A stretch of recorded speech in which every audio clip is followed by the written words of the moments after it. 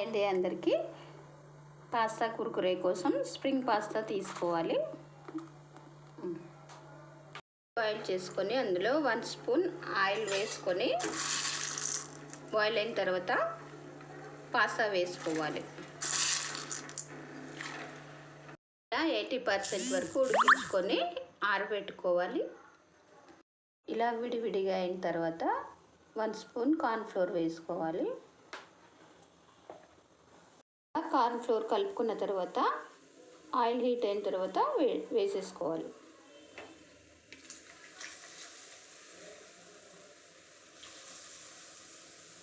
ఇలా మీడియం ఫ్లేమ్లో చేసుకోవాలండి. చూసారా, ఇలా గోధుమ రంగులోకి రాగానే ఆఫ్ చేసుకోవాలి. తర్వాత కారం, ఉప్పు, చాట్ మసాలా వేసుకోవాలి.